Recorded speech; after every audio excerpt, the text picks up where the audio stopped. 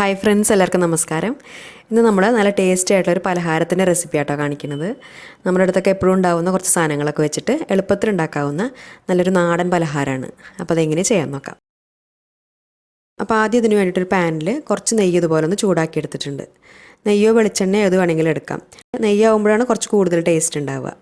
അതിലേക്ക് ആദ്യം കുറച്ച് നാളികേരക്കൊത്തിട്ടിട്ട് അത് നന്നായിട്ടൊന്ന് ഫ്രൈ ചെയ്തെടുക്കാം. ഏകദേശം ഒരു ഗോൾഡൻ കളർ ആവുന്നതുവരെ നന്നായിട്ടൊന്ന് മൂപ്പിച്ചെടുക്കുക. ഈ നാളികേരക്കൊത്തിന് പ്രത്യേകിച്ച് അളവില്ല കേട്ടോ, നമുക്ക് എത്ര വേണ്ട വെച്ചാൽ അതിനനുസരിച്ച് എടുക്കാം. ഇവിടെ ഇപ്പോൾ നമ്മൾ ഏകദേശം ഒരു 6 ടേബിൾ സ്പൂൺ അളവിലാണ് എടുത്തിട്ടുള്ളത്. അപ്പോൾ ഇതായിട്ടുണ്ട്. ഇനി ഇത് പാനിൽ നിന്ന് കോരി മാറ്റാം. അതിനുശേഷം ഞാൻ പാനിൽ കുറച്ചും കൂടി നെയ്യ് ഉണ്ടാവും. അതിലേക്ക് ഇനി നമ്മൾ ഒരു പഴമാണ് ചേർത്ത് കൊടുക്കുന്നത്. ഒരു വലിയ നേന്ത്രപ്പഴം ഇതുപോലെ ചെറുതായിട്ടൊന്ന് കട്ട് ചെയ്തെടുത്തിട്ടുണ്ട്. അത് ചേർത്ത് കൊടുത്തിട്ട് അതും നന്നായിട്ടൊന്ന് വഴറ്റിയെടുക്കാം. പഴം ഒരുപാട് അങ്ങോട്ട് വെന്ത് ഉടച്ചെടുക്കൊന്നും വേണ്ട, നന്നായിട്ടൊന്ന് വഴന്നു വന്നാൽ മതി. ഇപ്പോൾ പഴമായിട്ടുണ്ട്. ഇനി ഇതും ഒരു സൈഡിലേക്ക് മാറ്റി വയ്ക്കാം. ഇനി നമുക്കതിന് വേണ്ടിയിട്ടുള്ള ബാറ്റർ റെഡിയാക്കാൻ വേണ്ടിയിട്ട് മിക്സിയുടെ ഒരു ജാർ എടുക്കാം. ഇതിലേക്ക് ആദ്യം ഒരു 1.5 കപ്പ് വെള്ളം ഒഴിച്ചു കൊടുക്കാം.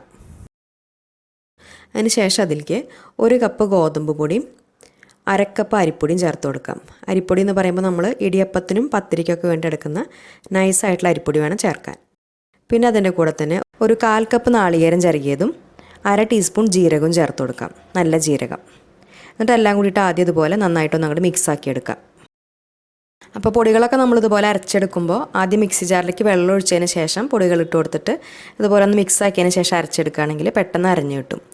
പൊടികൾ ഇട്ട് കൊടുത്തിട്ട് അതിൽ വെള്ളം ഒഴിച്ചിട്ട് അരച്ചെടുക്കുമ്പോൾ അരഞ്ഞു കിട്ടാൻ കുറച്ച് ബുദ്ധിമുട്ടാണ്. ഇനി ഇതെല്ലാം കൂടിയിട്ട് നന്നായിട്ട് അരച്ചെടുക്കുക. അതിൽ നാളികേരത്തിൻ്റെ തരികളൊന്നും ഇല്ലാത്ത രീതിയിൽ ഇതുപോലെ നല്ല ഫൈനായിട്ട് വേണം അരച്ചെടുക്കാൻ. ഇനി ഇതൊരു പാത്രത്തിലേക്ക് മാറ്റാം. അതിന് ശേഷം ഇതിലേക്ക് വേണ്ടിയിട്ട് നമുക്ക് ശർക്കര ഒന്ന് ഉരുക്കിയെടുക്കണം.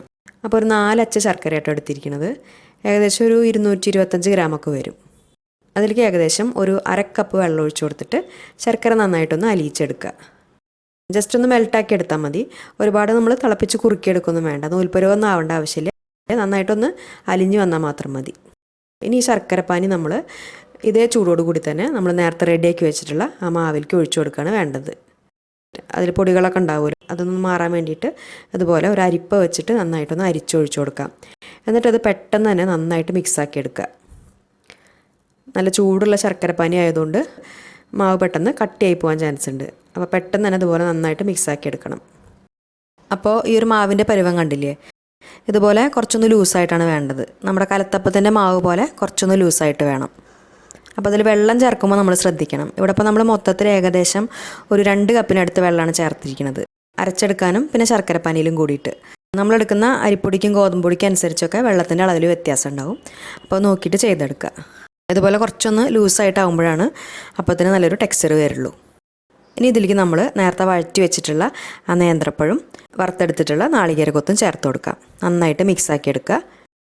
പിന്നെ അതിലേക്ക് ഇനി നമ്മൾ 1 ടേബിൾ സ്പൂൺ എള്ള് ചേർക്കുന്നുണ്ട്, കറുത്ത എള്ള്.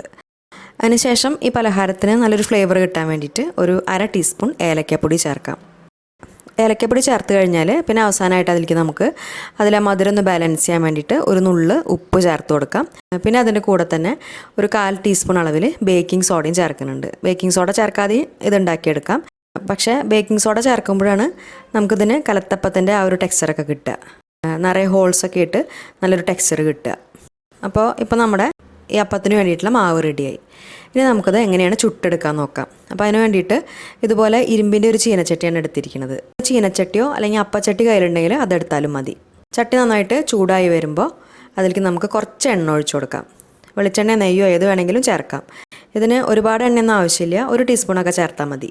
എന്നിട്ട് ചട്ടി നന്നായിട്ട് ചൂടാവണം. ചൂടായതിന് ശേഷം നമുക്ക് ഓരോ കയ്യിലായിട്ട് മാവ് ഒഴിച്ചു കൊടുക്കാം. അപ്പോൾ മാവ് ഒഴിക്കുമ്പോൾ ബാറ്റർ നന്നായിട്ട് മിക്സ് ആക്കിയിട്ട് വേണം ഒഴിച്ചു കൊടുക്കാൻ. അതിൽ ആ പഴവും നാളികേരക്കൊത്തൊക്കെ അടിയിൽ പോയിട്ടൊക്കെ അടിഞ്ഞിട്ടുണ്ടാവും. ചട്ടി ഇതുപോലെ നല്ല ചൂടോട് കൂടിയിട്ട് ഇരിക്കുമ്പോൾ മാവ് ഒഴിച്ചു കൊടുക്കുമ്പോഴാണ് അപ്പോൾ നന്നായി വരിക. മാവ് ഒഴിച്ച് കഴിഞ്ഞാൽ പിന്നെ നമ്മൾ ഫ്ലെയിം നന്നായിട്ട് കുറച്ച് വയ്ക്കണം. എത്രത്തോളം കുറച്ച് വയ്ക്കാം അത്രയും കുറച്ച് വെച്ചിട്ട് അടച്ച് വെച്ചിട്ട് വേവിക്കാം. ഒരേ ഒരു കയ്യിൽ മാവ് തന്നെ ഒഴിച്ചു കൊടുത്താൽ മതി. മാവ് കൂടുതലായിട്ട് ഒഴിച്ച് കഴിഞ്ഞാൽ ഇത് വേവാൻ കുറച്ച് സമയം കൂടുതലായിട്ട് എടുക്കും. അപ്പോഴേക്കും അതിൻ്റെ അടിഭാഗം ഒരുപാട് അങ്ങോട്ട് കറുത്ത് പോയിട്ടുണ്ടാവും. 5 മിനിറ്റൊക്കെ ആകുമ്പോഴേക്കും അത് നന്നായിട്ട് കുക്കായി വരും.